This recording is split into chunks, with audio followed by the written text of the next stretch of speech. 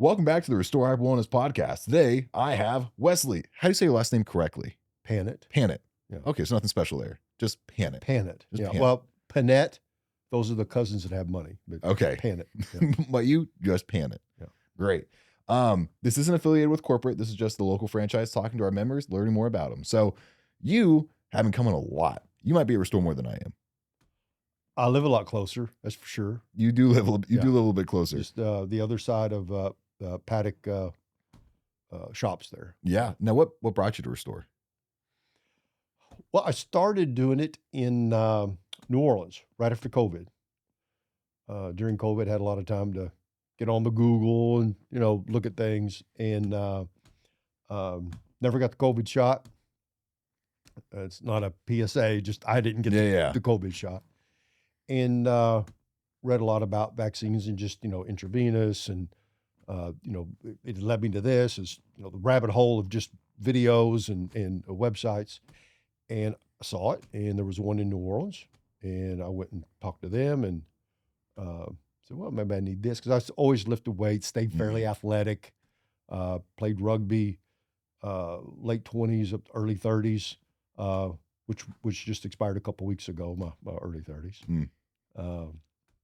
And I got into it down there and got the package, and just started to have them counsel me more on what ingredients I should do for the result I was wanting, And I've been going now since the end of COVID, I guess late 2020, September, October, when things got a little more liberated.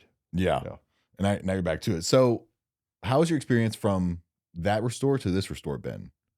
Like, how have those two been different experiences for you? Well, again, I guess the factor of living a 3.5 minute walk, I'm there a lot. So I'm a known quantity. So it's a little more cozy and friendly and personal because I'm right there. I can, look at my watch. Hey, what I got going on? I got a conference call, whatever I can fit in. Hey, Hannah, get me in for a red light here next 20 minutes. Boom, I'm in and out. Just a couple times a week. I'll do those pop-ups like that. So it's really not a fair comparison, I guess. As far as the facilities, store one each, kind of the same, kind of mirror image. Who's better? Cryo was better in New Orleans. Oh, what machine? Cryo was a lot better. Do they have the big box? Yeah, or like a walk-in freezer. Yeah. And the air's moving. Where this one's a little stagnant, so you go in there and everything was static. You're just sitting there in this little. I don't know. It didn't seem to ever get too cold for me. It just didn't.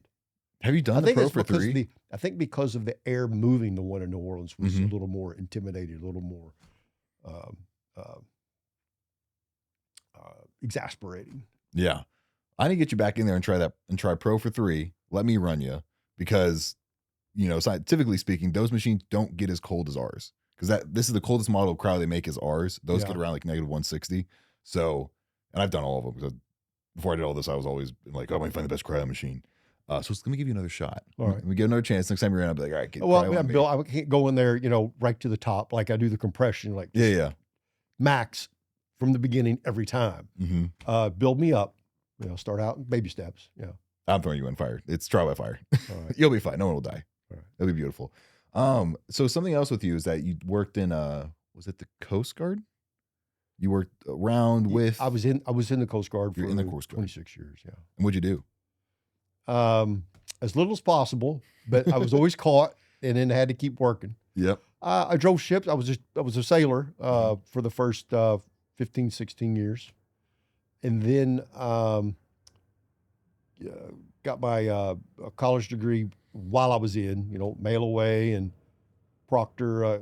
Officers would proctor exams while I was on a ship, and if I had a long import at a shipyard or whatever, I could go to community college and get a class here or there. Became an officer, and then the last 10 years or so, I was in the compliance regulatory part of the Coast Guard. So, retired 15 years ago. October would be 15 years. Yeah. So how did how was like health and fitness in the Coast Guard? Like, did you guys have to? Is there like so? I know they have Hell Week for the Army or Marines or somebody. Is there Hell something like Week that? is Special Forces. Hell Week is Okay, Special Forces. SEALs has a Hell Week. Yeah. Yeah. Is there? What kind of training is there to do Coast Guard? Boot camp. Just boot camp. Mm-hmm. And what's that entail? It changes as you have a new administration or a new commandant, new 4-star admiral. You know, they have their precept of what they want. Mm-hmm. I think when I went through it was 15 weeks, so 3.5 months. Mm. Physical fitness part of it, swimming, a lot of swimming, and then more swimming. Yep. Lifting weight overhead. They have a one pretty neat drill called SAR babies, SAR, search and rescue. So they'll take 4 of you, no flippers, just your feet. 4 of you in a circle in a pool. You know, it's like a 8-foot bottom to 11-foot bottom, and you're treading water, facing each other, mm-hmm. and then bring out a brick between the 4 of you. Don't let that brick touch the bottom. Mm. And then after you get all of that for a couple days, then when you come back to the pool and you have your SAR baby, there's a cinder block. Mm. And you got the cinder block. So you've got to, so do 2 of you hold on to the other 2 rest for a minute, or at least rest however you can, because you can't go down to the bottom. You can't. Yeah. You got to keep yourself up, and you got to keep the baby. Mm-hmm. It's a baby, right? SAR baby. So that was one of the ones I remember the most. Mm. Yeah. And that was, do you feel like all of the effort you had to put into boot camp, did that like impact the rest of your life and how you viewed different things? Or was it just something else you're like, I just had to do it? No, it wasn't that hard, really. It wasn't. Mm. I grew up in Kentucky, cleaning stalls at racetracks, cut tobacco. I worked, as a kid, Mm-hmm. you know. So all that was not that. Now, there were guys that struggled. Mm-hmm. A lot of silver spoon guys, they had a hard time with it. Mm-hmm. But it's funny how 40-ish guys start off, maybe 45, 50 in a boot camp company. Now, this service, military wide is pretty much the structures. They Mm-hmm. bring you all on the bus. It's always on a bus, and they throw the 45, 50, 60 of you together. And demographically, how you kind of just naturally group up. Mm-hmm. Southern guys go with the Southern guys, and Mm-hmm. city folks kind of gravitate to city folks, and you make your little cliques. And Mm-hmm. and then by the end, though, that's at the beginning. Then by the end, you get pretty homogenous, and you learn everybody needs to get the shit together. Mm-hmm. Together. Yeah. Yeah. Well, especially with the, and that's like the thing with shared struggle, when you're able to go through something together and everyone's like kind of going through the same pain. It'll be like, all right, pain's like the leveler of everybody. And that's why a lot of people in the gym get along. I'm pretty big into the gym culture. We're all in there, and not a lot of people get why we like lifting really heavy circles and just causing ourselves to be really, really sore all the time. But we do. So I feel like it's similar mentality to like, all right, we're doing the boot camp because something about you wanted to do that, right? Like you chose that. You were like, I want to do it. And make a living. Make a living. I'd have a whole lot of opportunity coming out of Owensboro, Kentucky. Yeah. Well, but So- you felt like you had to. You're like, this is what I need to do. Yeah. I did do something. This Yeah. was out of necessity.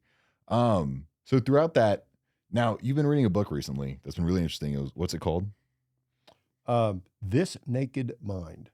The Naked Mind. Yeah. Now, let's kind of go all the way back. Like, how was your relationship with alcohol, maybe towards, I don't know, like 20s, 30s, and then how's it grown? Well, casual drinker, the typical, when you're 18, 19, 20, drinking age in a lot of states was 18 when I was 18, right? So that forbidden fruit thing wasn't as far as legally, wasn't as big as it is now. Everybody's 21. Mm-hmm. So I didn't really have to sneak it. It wasn't that. It was, you have the opportunity to drink. You're away from home and you drink. You drink a lot. You're hungover, but your body can take it. But it never interfered. I was never told I had a problem. I could drink for, have a good weekend and then not drink for, a few weeks. just not drink because I had other things going on. So my relationship was, I guess, healthy. And then I got to where it was more of a real social occasion, like, good bourbon, and went through a martini phase for 8 or 10 years when I lived on the West Coast. Martinis was big in the, late 90s and 2005, 6, 7-ish. Martini was on the West Coast was a huge deal. So I got into gin, not vodka, real martinis, gin. And yeah, it was never a problem in my life. Put it that way. But recently you've had Survey the Naked Mind. What's that taught you? What have you learned through that? That I guess the way what the book conveyed to me is not just common day marketing, but since time immemorial, alcohol has been a staple in white Western culture. And we've always justified putting that poison, alcohol is poison. Don't use that as a pejorative. It just, by definition, it's a poison. And we've made it glamorous. We say we need to calm down. It's going to relax me. It's, which is all, nonsense. It doesn't calm you down. It really doesn't. No. The thought that it will calm you down and looking forward to it and then getting it relieves you, because now something you wanted that drink, and now you have it in your, even after ordering, if you haven't had a drink in 3 or 4 days, you had a really stressful day, you're going to meet a friend out, yes, meet, get a drink. It's Friday at 5, whatever. And you, they come over and you say, I usually sit at the bar. I'm a belly of the bar guy. I always was. What do you have? Look up there, Buffalo Trace Rocks or, Eagle Rare Neat. The minute they turn their back and go get that bottle, your stress level already, it's not the alcohol, it's the relationship with the alcohol. Stress level goes down. So I learned a lot of that from this.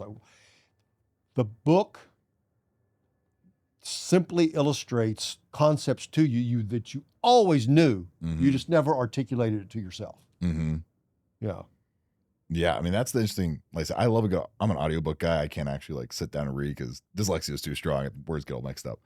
But there's so much knowledge in books because other people, they fixate on an idea so intensely that they're able to relate in a way that we can understand. Because and that's when someone really understands something, is when they can kind of explain it to an idiot. Albert Einstein said, talking to colleagues, scientists, if you can't explain this complicated, astrophysics concept to a 10-year-old kid, then you don't understand it yourself. That was pretty good observation that he made through his, he was a teacher at the end. Yeah. And he said, if you can't explain it to a 10-year-old kid, then you don't understand it enough.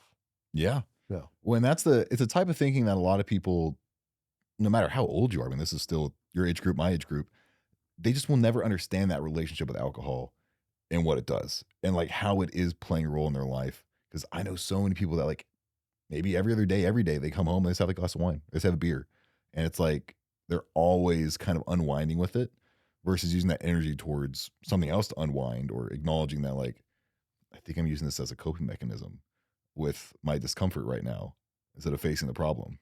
Yeah, challenge your own belief or your own disbelief on your own without any outside interference or anybody provoking you to. Just think, hey, do I have a problem? Should I stop drinking? What's alcohol really ever done for me? Right? Ask yourself those questions. But I haven't had a drink now for, oh gosh, it was probably between Christmas and inauguration-ish. And there wasn't I'm going to stop drinking. Yeah. I read it because of someone else. I read the book because of someone else close to me, their problem. And the funny thing was, I got through the book, it's I was reading it like in third person, if you will. How is she going to perceive this chapter? Or this is a good point. I wonder what she's going to think of this. Mm-hmm. But eventually it soaked into my mind that when I got finished, and I went to I walked over to Malone's. Yep. Which I had already been going there for a few months. And she saw me, bartender, she saw me coming around the corner, and there comes my Buffalo Trace on the rocks as I'm getting to the stool. Good bartender, it's the sign of a good bartender. Yeah. And I looked at her, I said, hey Hart, look, I'll pay for the drink, but I felt like drinking tonight. And that was genuine. I thought for the night, I said, not feeling it tonight. And I've gone through that forever. I'll have times where I'm just not drinking, right? And she said, that's all right. They used to have a spillage policy. They can dump it or whatever. Because I probably spent enough in there drinking already that they're going to make that back. And I said, wow, man. And I've not been compelled to drink at all since then. Mm-hmm. So it's been 5 months. Yeah. 5 months just haven't had a drink. And there's a lot of people since they've been 16 who've never done that. Mm-hmm. A lot of people. I mean, like, I think my family members, my friends that I knew, like, I didn't drink till I was 21 because I was really hard on I'm not drinking till 21. And then I went really hard. You're pretty rule-based? I was, and then college, of course, and got very unrule-based and did everything under the sun and was like, okay. But I was able to, I went so far to the opposite direction. I kind of learned a lot about myself through that because I kind of pulled myself back being like, this isn't who you are. Because I didn't drink for a long time, not because I felt like I was just not supposed to, just didn't align with my morals of like, well, I want to work out, I want to be healthy, I want to live a long time. This isn't conducive to any of this. I've always been really social, so I don't feel like I really need a reason for it. But, when you're younger, no one drinks. So it's like, you don't care. So making friends is really easy. As you get older, everyone drinks. Like if someone say, hey, we're going out on Friday night, they're not going to just play putt-putt and that's it. They're going to play putt-putt and then they're going to go get trashed at a bar with the same 5 people they've known for the past 10 years. But then you leave early and everyone's like, oh, the guy leaves early. You don't really hang out. So now it's the whole perception of like, how am I making friends now as someone who doesn't drink? Yeah. Well, one of the things that kind of metaphorically broke my heart was in the past 3 months or so, once I went 2 months and had not had a drink, I knew that that's it, that I'm just done drinking. Mm-hmm. So the past few months, I've been telling people, close friends about, hey, I went and I had to go for work in North Carolina. Happened to be, there was a buddy of mine living there. I hadn't seen him in like 6 years. And we went out and told him, I wasn't drinking anymore, And a couple other people, I go to DC for work a lot, and there's a lot of retired military in DC. I see old retired buddies, and I don't drink anymore. What I keep hearing that really just crushed me, hear from all these guys is, hey, you never were a big drinker anyway. Kind of took umbrage to that. I thought I was a real steamer, like, but I guess I never was to begin with. Mm-hmm. Maybe that's why it was easy to quit. Yeah. Because I really wasn't. I did like it. And I drank alone a lot. Go in the bar, have 3 or 4, get across Brownsboro Road, back in the flats, right? Since I've lived here, I've done that several nights. So I challenge that statement that Wes wasn't a big drinker. I think I was. Yeah. Well, that's coming from people who maybe drink a lot, and for them it's such a normal thing. Well, comparatively speaking, yeah, that might be it. Yeah, and then they're like, well, if I'm like, for me, if I'm someone who works out every single day, and someone's like, oh, I'm not working out, and they worked out 1 time a week, in your head you'd be like, well, I wasn't working out at all, so I'm working out like way more.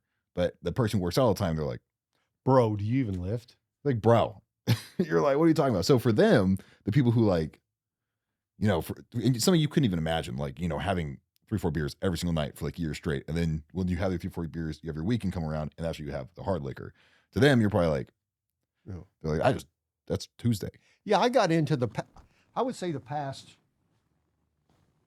12, 15 years since I retired. And my last couple years of active duty. Mm-hmm. So really probably that would be last 17 years.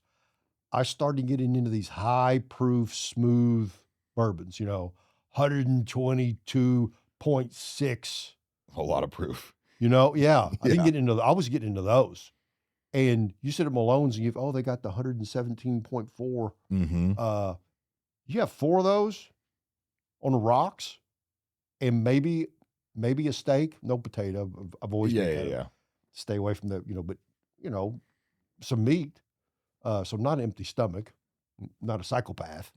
Yeah. But yeah, I would have certainly 3 or 4 of those. Mm-hmm.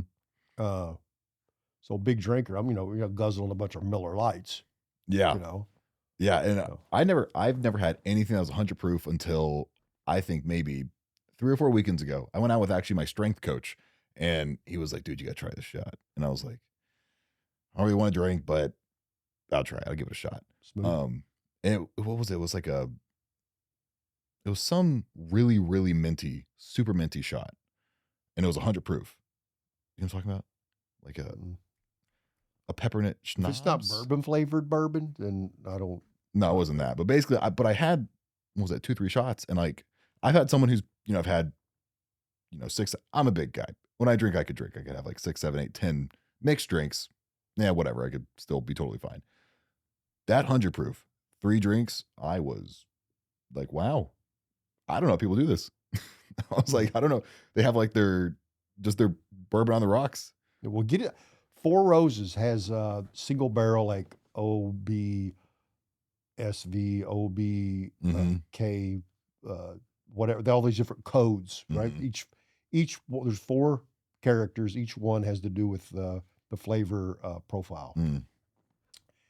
And they come out with these different versions, and they're always like somewhere between 116 and like 128.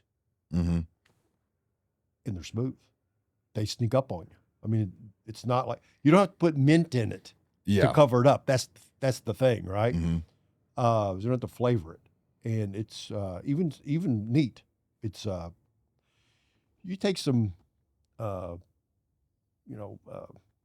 just some kind of cheap rock gut whiskey that is 100 proof, or even like a 94 proof, and then you get some high end, distilled quality. Some master distillers really put his science and his heart into it, and it's 117. The difference in that 94 and that 117 in 2 identical glasses, pour you a finger in each one.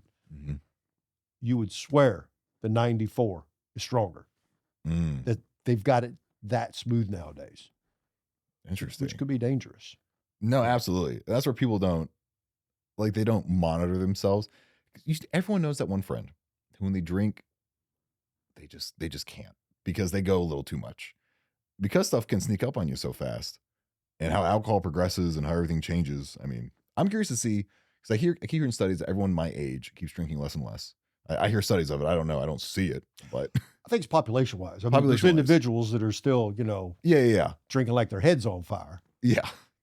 But I think generation wise, there are so many 20 somethings and 30 somethings that are California sober, so they're going to do ayahuasca, mushrooms, and acid. Yes. Not gonna, but I wouldn't drink. Yes. I think that's very true. A lot of people are doing that round of things. Yeah. And I've never, like I said, the whole world of all that. So for you, how has it impacted your social life much? Like, yes, no, is it? No, and people that, what I read in the book, what I have not found yet, but I understand, and I've heard other people reiterate that if you go out to dinner and comes time for dessert, and you say, "Oh no, I'm watching the sugar or whatever," yeah, it's good for you, right? But then no one else gets dessert. But we're saying everybody else does, right? Okay. No, I'm watching the sugar, whatever, no dessert, or you quit smoking. You quit smoking. Good for you. Good for you. No, I quit drinking. Mm. Needle scratch, right? Like, and now you justify it. No, nobody asks you to justify why you quit smoking. Yeah. You never have to justify why you're passing up dessert. But if you're among friends, you better be prepared to justify why you're not drinking. Yeah. It's the Yeah. it's the strangest thing. Now, I think since I've just moved back to Kentucky and been gone for 41 years, my friends that I have here, high school friends, and we've always maintained I would come in town and see them, so we're not strangers. But we haven't really been Mhm. tight on the weekends. And hey, what are you doing? Hey, tonight we'll come over for the UK game. It hasn't been like that because I've been living all over God's green, right? Mhm. So I guess they tread lightly. But I think if I was around all the time, had been around for the last 41 years, and all of a sudden they come in and say, I quit drinking. Mhm. I could see them say, what? What do you mean you're not drinking? What? Do I know you? I mean, Mhm. I would probably get that. Mhm. But I could see most clicks that being the reaction. And drinking is the only habit that you would have to justify why you quit. Yeah. And the book says the reason that people will question or want you to justify or really want to talk about that is because deep down they know they would like to not drink. Yeah. Subconsciously. Yeah. Not even on a conscious level, they're convinced, it's not a problem for me at all. There never was a problem, but that it's okay for me to drink. Mhm. Poison's poison. If it's nicotine, if it's, Yep. cigarette smoke, even caffeine. Caffeine, I'm not giving up. Yeah. Caffeine, I'm not giving up. I did that once for Lent, Mm. and it was a horrible the first week or 10 days was horrible. Drinking, it was just more like the habit. We Yeah. were talking earlier, the barware, the cool, the cool rocks glass. Yep. What's that one? See that bottle. I mean, they're really good design. So it's all the cool accessories that Mhm. come, especially with drinking liquor. Yeah. And with the bourbon explosion in the past 20, 25 years, they've really, over designed and marketed this stuff to where it's just captures you on the art side of it. Yeah. Well, and there's that like peer pressure when you go out. And normal people don't have peer pressure about stuff. But with drinking, especially for me, I've been out plenty of times, like I'm drinking like, oh, come on. Like just one. Won't hurt. And then in my head, I'm like, I know one's never just one. So I'm like, I'm not gonna do that. But do you still experience that like, ah, come on, man. No, I'll get like well, since I've been gone forever, I'll get an Ale8. So I get an L8s are Ale8 one, great. get an Ale8 one just because I'm home, Mm-hmm. Uh, I did find a place in New Orleans. It was called um, the uh, the Butcher. It's on Chapatula Street, something Butcher, and they had it right next to the Speedwell, Mm. and they used it for cocktail mixer. And Mm. they kind of didn't like spotlight LA, but they let people know, hey, we got this. Yeah. Bourbon's made in Kentucky, so here we have this soda that's been around Kentucky over 100 years. Yep. So I found, so I would go down there and, Get one of those. L8s are great. I mean, I love them. me too. Yeah. They're. I wish more people knew about them because whenever I do travel, people are like, "Oh, what's L8?" I'm like, "Oh my gosh, you want a soda? That's a soda. Yeah. Like that's a good soda. Well, you know how it got its name? A late one. Very good. Yeah, I remember my dad Very telling me good. that. Yep, because I was like their late drink. Oh, they're so fun. Well, okay, so I know one thing you've noticed is that the IV drips have kind of stabilized your weight, and you don't have to like watch your food as much. Well, and I think particularly, there's no science background here at all, Mhm. poli-sci guy, not hard science.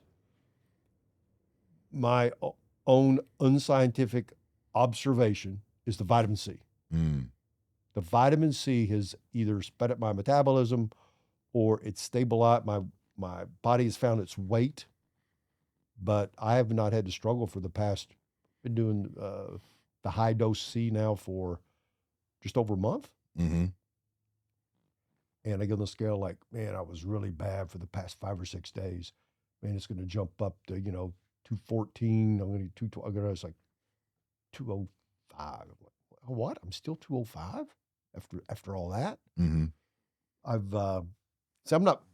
You a Louisvillian? Yeah. Okay. Well, I'm from Kentucky, Yeah. outside the Gene Snyder, Yeah. and I'm just now getting into the Derby pie thing. Mm. Okay, so I've researched it online and then talked to people at the bakeries and the local people, and I've tried 3 different Derby pie variations, Mm-hmm. and I had 5 pretty good pieces, pretty good sized pieces in 3 days with whole milk. I would have never done that Mm-hmm. in the past 5 or 6 years. I would have never done that.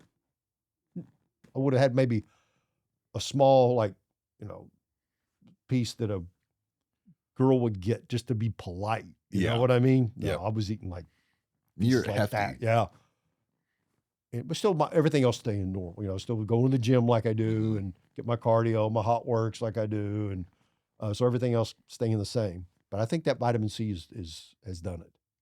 I was talking to our lead nurse because I was wondering why, because I've gotten every drip under the sun at Restore. And when I got the high dose vitamin C, which I just got recently, 50, 30?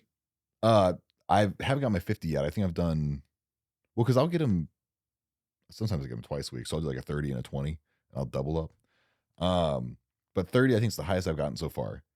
And I feel amazing. And I talked to the lead nurse and I was like, why do I feel so good after this drip? Like, what's the science on it? And she was saying that the hematocytes or whatever in the body that hold a lot of inflammation, it attacks those. So basically, if you have a lot of intercellular inflammation and just like systemic bad inflammation to an extent, it rids that, which can hold on to extra water weight, excess, weight in your gut, how stool's moving. Because I haven't gained back weight either. Like I was sitting at like 245 ish, and I'm like 227, eating the exact same I was eating. And I'm not getting weight. I'm still losing weight. And I was like, interesting. Well, same validation that I've had. Yeah. So it's been for people wanting to lose weight or at least maintain their weight and not have to take a GLP-1, which do you know much about the GLP-1 craze right now? I've read enough negative that I don't even put any effort into reading anymore. I know. And heard a lot of negative. I know. So here's the thing a lot of people understand. Your metabolism isn't why you're fat. The reason you're fat is that you eat too much food. And the reason people get fat is they just genetically have a predisposition to eat more food. It's not your metabolism. Metabolism's monitored by total weight. So you have 300 pounds of muscle, 300 pounds of fat. They're going to burn about the exact same for their resting metabolic rate. And that's just like the science they discovered. What causes people to get fat is their need for wanting food. Like I try to get fat. I really do. I just can't eat that much or I want to throw up. Like when I go through a bulking phase, I hate my life. And when this GLP-1 craze came along, I was like, why is this a thing? But it at least opened my eyes up to like, oh, there's a lot of people out there who just can't stop eating.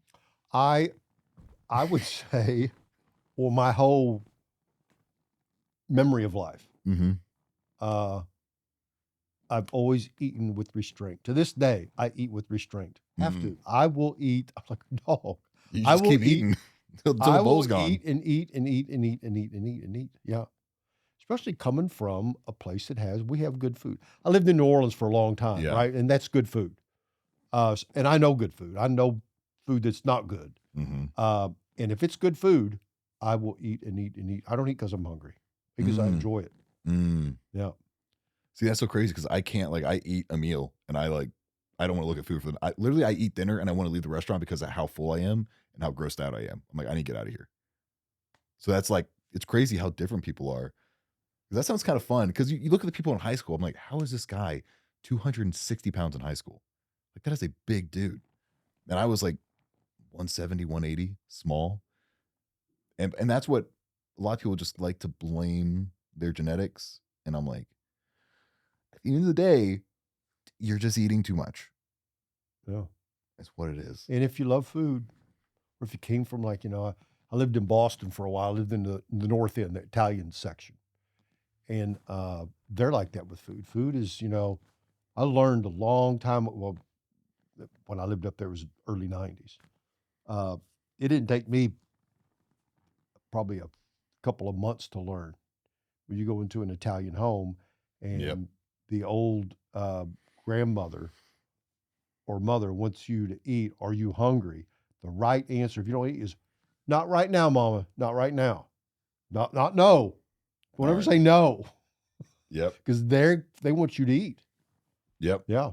That's how my grandma is. I mean, every time I would go over there, she would be visibly angry if I did not get 3 plates of food.